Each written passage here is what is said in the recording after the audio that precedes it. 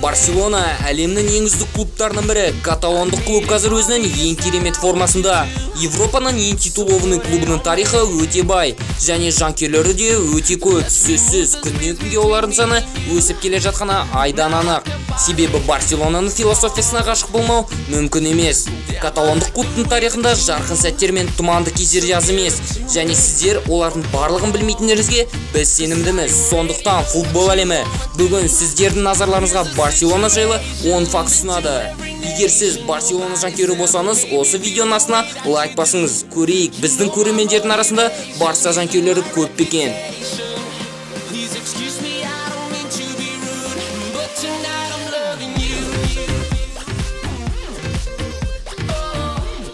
1899 жылы 22 қазанда Ганс Кампер Барселона қаласының газетіне жаңа футбол клубын құру жайлы хабарландыру жазады. Оның жарнамасына Жуан Кампер мен Игнасио Соле сияқты тұлғалар жауап қатып ойын қолдап жүреді. Сөйтіп 29 қарашада Барселона клубы ресми түрде құрылады. 11 жыл бойы каталондық клубтың өзінің жеке эмблемасы болмайды. Тек 1910 жылы ғана Барселонаның өзінің логотипі пайда болады.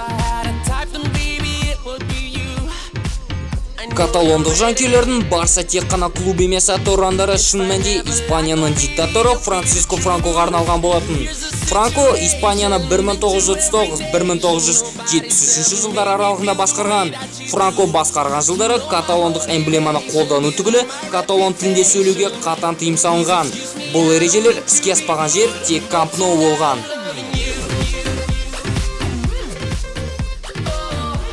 Франциско Франконың диктатурасы кезінде Барселона испандық жазуды қолдануға мәжбүр болған. Көп жылдар бойы ол клуб де футбол Барселона деп аталып келген. Тек 1974 жылы Барселона өзіне ағылшындық нұсқаны қайтарып алады.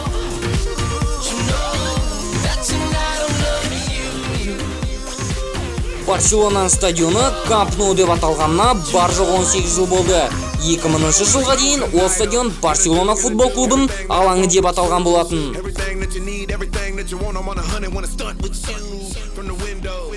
Реал мен Барселона арасындағы өшпенділік Франциско Франконың кезінен басталған болатын. Франконың сүйікті клубы Реал Мадрид болғандықтан каталондықтар үшін Франко мен ашық айқас алаңы Эль Классико болған.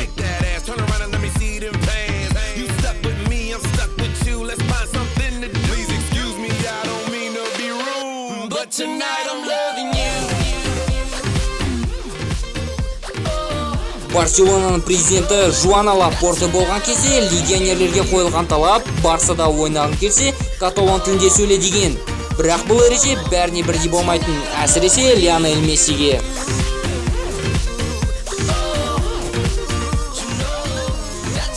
Барселонаның футбол клубынан бөлек басқа да спорт түрлерінен бөлімшелері бар.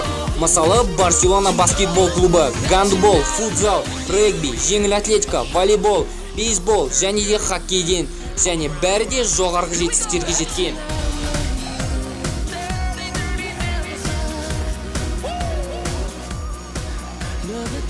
Барселона тарихында ең ірі сәтсіздік ол Альфредо Ди Стефано үшін таласта Реалдан жеңіліп қалғаны. Барселонаның корольдік клубтан көрген жеңілістерінің ең ашысы осы болар. Барселона ойыншылары алтын доп жүлдесін алудан көз бастап тұр.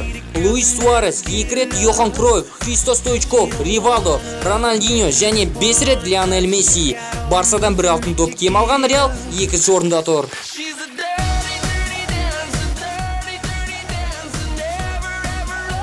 Міне осылайша біз Барселона жайлы 10 факт анықтадық.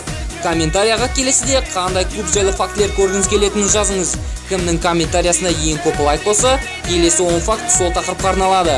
Арнамызға жазылуды ұмытпаңыз, себебі біз сіздер үшін тырысамыз. Осымен сөзімді аяқтайын. Келесі кездескенше қош сау болыңыздар.